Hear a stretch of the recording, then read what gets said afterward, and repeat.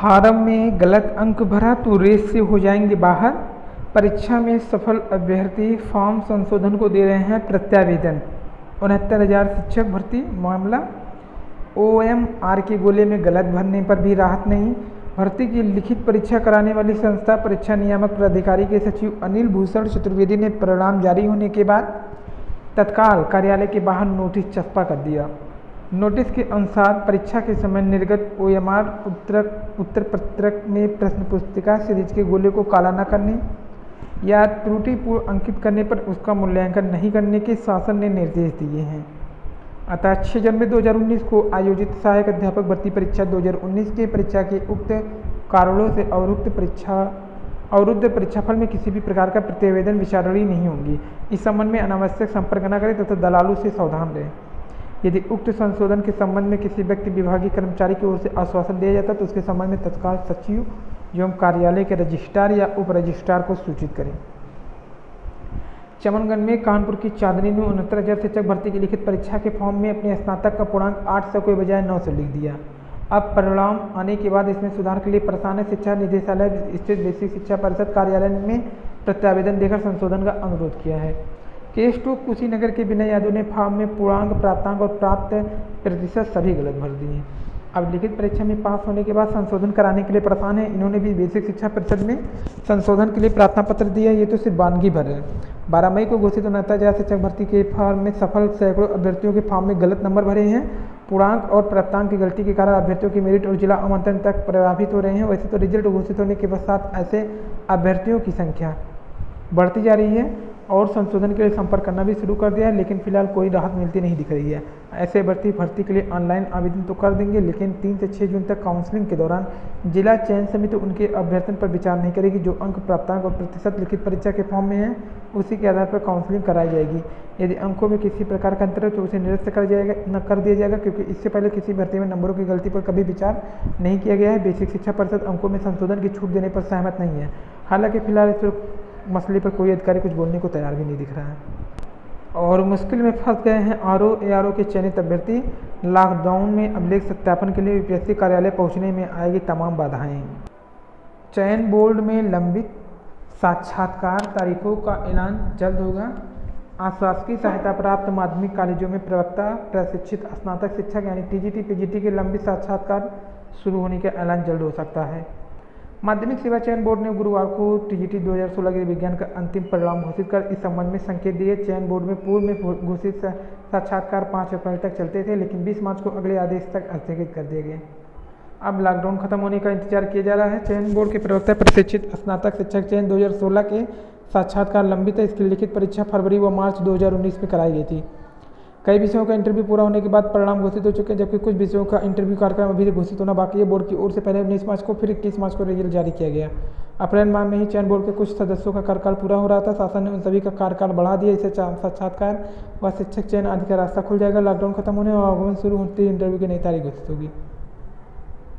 जीव विज्ञान विषय की परीक्षा लंबित। चयन बोर्ड ने TGT 2016 जीव विज्ञान की लिखित परीक्षा भी नहीं कराई है। पहले यह विषय पाठ्यक्रम में न होने से इम्तहान नहीं कराया गया। शासन के हस्तक्षेप पर बोर्ड ने परीक्षा कराने का वादा कर चुका है। कहा जा रहा है कि स्थिति समान होने पर यह इम्तहान कराया जाएगा। इसके लिए प्रदेश भर के 67,000 से अधिक आवेदक परीक्षा की तारीख का इंतजार कर रहे हैं। नियुक्ति के 2 वर्ष के भीतर करना होगा ब्रिज कोर्स।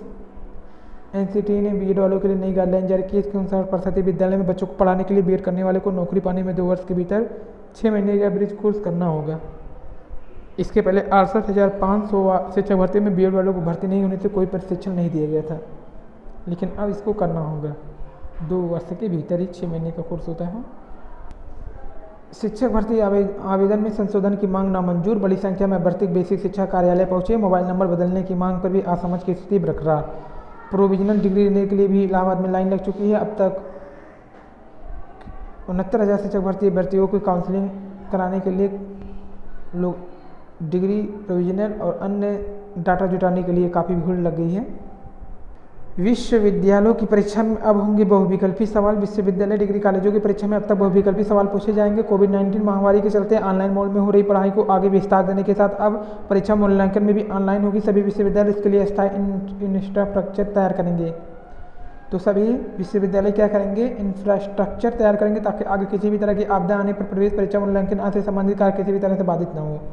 उप मुख्यमंत्री दिनेश शर्मा की ओर से ई लर्निंग को बढ़ावा देने और शिक्षकों को इसके लिए विशेष प्रशिक्षण देने के निर्देश दिए गए हैं।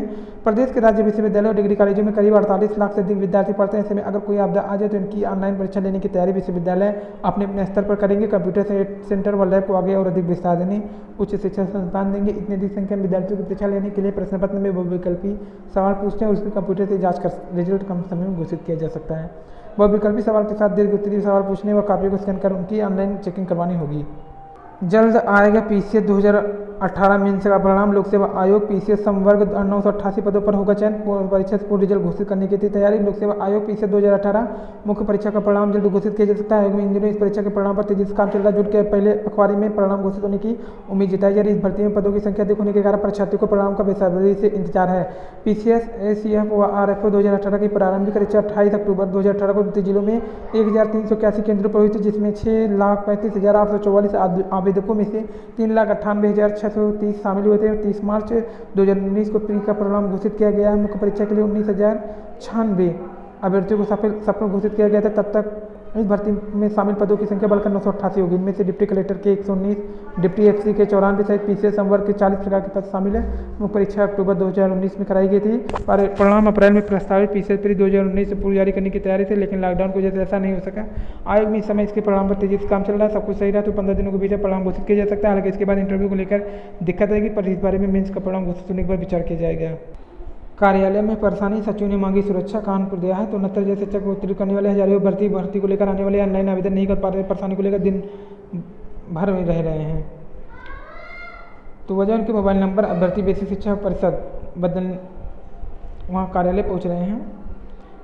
तो ये है क्या, 69,000 शिक्षक भर्ती को लेकर आने वाली परेशानी को लेकर के दिन भर अभ्यर्थी बेसिक शिक्षा परिषद कार्यालय पहुंच रहे हैं। वे दिन भर कर्मचारियों अधिकारियों से मिलने की जिद करते रहते हैं। कोरोना संकट के दौर में कर्मचारी अधिकारी लोगों से सीधे मिलने से बच रहे हैं। वहीं अभ्यर्थियों से हेल्पलाइन पर शिकायत करने की बात करें, इसके बाद भी कार्यालय आने वाले सीधे अधिकारियों से मिलने की जिद कर रहे हैं। इसमें दिन भर कर्मचारी परेशान रहते हैं, उन्हें शिकायत का निस्तारण का समय नहीं मिल पा रहा है। परिषद सचिव ने जिलाधिकारी को पत्र भेजकर कार्यालयों में सुरक्षा व्यवस्था कड़ी करने की मांग की है।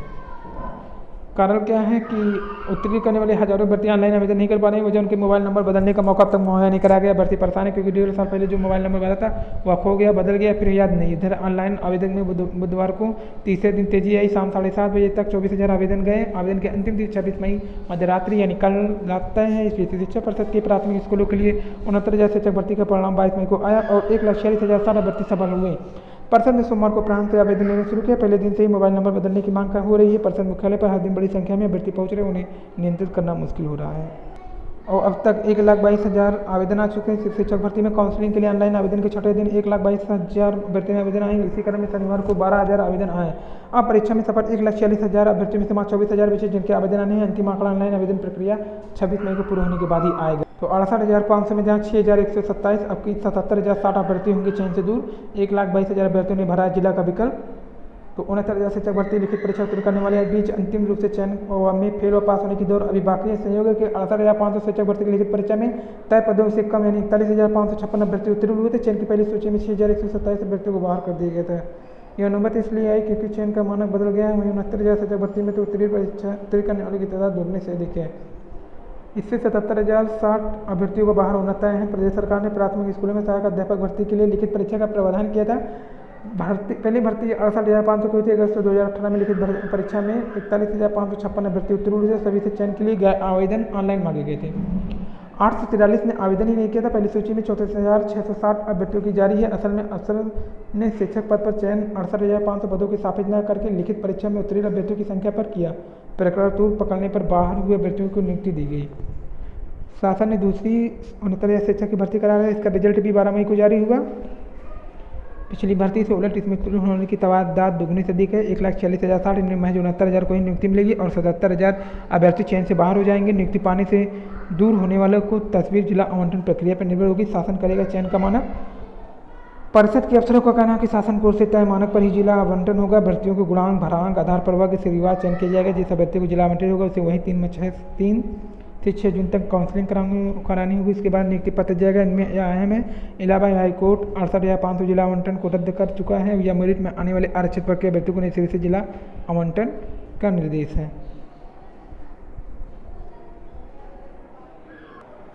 संशोधन का नहीं मिला मौका, प्रशासन ने रोका 69,000 सहायक अध्यापक भर्ती परीक्षा। बेसिक शिक्षा परिषद ने मांगे थे अभ्यर्थियों को कार्यालय बुलाने की अनुमति नामंजूर। अब तक आए 1,22,000 आवेदन, चयन प्रक्रिया स्थगित करने पर अर्जी पर रोक, हाईकोर्ट 28 को करेगा विचार। तो हाईकोर्ट की लखनऊ पीठ प्रदेश के सहायक शिक्षक 69,000 पदों पर भर्ती मामले में उत्तरकुंजी आपत्तियों से संबंधित विवाद को लेकर के दायर याचिका पेश की गई है। फिलहाल स्थगित करने की अर्जी 28 को सुनवाई होगी। कोर्ट ने प्रदेश की बेसिक शिक्षा समेत 2 पक्षकारों को 4 विवादित प्रश्न के संबंध में 27 मई तक हलफनामा पेश करने का निर्देश दिया। न्यायमूर्ति मनीष माथुर ने शुक्रवार को भी आदेश दिया, जो कि ऋषभ मिश्रा वाहन की याचिका पे था।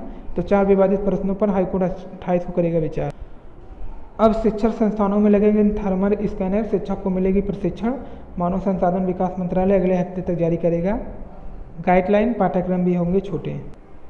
और यूपीएससी जल्द आ सकता है पीसीएस मुख्य परीक्षा का परिणाम, 10 से 15 दिनों में घोषित करने की उम्मीद। अक्टूबर 2019 में हुई थी पीसीएस परीक्षा। परिणाम के बाद इंटरव्यू करा पाना चुनौती होगा इनके लिए। और कर्मचारी शिफ्ट में करेंगे, कार्यालय आएंगे 3 शिफ्ट में। 26 मई से 50% कार्यालय में आने की छूट रहेगी। पहला शिफ्ट 9 से 5, दूसरी शिफ्ट 10 से 6 बजे तक, तीसरी 11 से 7 बजे तक। और शिक्षक भर्ती में अब तक हो चुके हैं 1.25 लाख आवेदन। 69,000 शिक्षक भर्ती में जिन अभ्यर्थियों के मोबाइल नंबर बदले गए उनके आवेदन भरने की प्रक्रिया पर सोमवार को फैसला लिया जा सकता है। अभी विभाग फिलहाल नजर रखे हैं कि कितने लोग आवेदन कर रहे हैं। रविवार शाम 1,25,000 अभ्यर्थियों ने ऑनलाइन आवेदन पूरा कर लिया। इस भर्ती के लिए 1,46,000 अभ्यर्थी सफल हुए। 26 मई की रात 12 बजे तक आवेदन लिए जाने हैं। बेसिक शिक्षा विभाग ने शुरुआत में तय किया है कि आवेदन पत्र के लिए मोबाइल नंबर बदलने की सुविधा दी जाएगी। इसके संशोधन के लिए विज्ञापन में भी जिक्र था, लेकिन बाद में इस नियम को बदल देगा। मोबाइल नंबर बदलने की सुविधा नहीं दी गई। 69,000 शिक्षक भर्ती में आवेदन की अंतिम तिथि कल। परिषदीय विद्यालयों में 69,000 सहायक शिक्षक भर्ती के लिए ऑनलाइन आवेदन की अंतिम तिथि 26 मई निर्धारित की गई है। रविवार तक 1,28,000 अभ्यर्थी ऑनलाइन आवेदन प्रक्रिया पूरी कर चुके हैं। मोबाइल नंबर संशोधन को लेकर अब तक पेच फंसा हुआ है। अभ्यर्थी रोज बेसिक शिक्षा कार्यालय पर के चक्कर लगा, लेकिन इस मामले में तो कोई निर्णय नहीं हुआ। इसमें अभ्यर्थियों के पास केवल 2 दिन का समय है। अगर इस दौरान उन्हें मोबाइल नंबर संशोधन का मौका नहीं मिलता तो हजारों अभ्यर्थी आवेदन से वंचित रह जाएंगे। वहीं कई अभ्यर्थियों ने बेसिक शिक्षा मंत्री सतीश चंद्र द्विवेदी से मोबाइल नंबर बदलने का मौका देने की मांग की। ज्ञापन में कहा कि अभ्यर्थियों को मोबाइल नंबर चालू नहीं है, इस वजह से इस भर्ती में अच्छा स्कोर करने के बावजूद आवेदन नहीं कर पा रहे, क्योंकि मोबाइल नंबर पर OTP आती है। और तहसीलदार की बेटी भी संक्रमित। प्रयागराज में कोरोना पॉजिटिव मिले तहसीलदार की 4 साल की बेटी भी संक्रमित मिली हुई। सराय मरेज की 55 वर्षीय महिला की जांच रिपोर्ट भी निगेटिव आई। 7 लेकर 2 कानून को क्वारंटीन किया गया।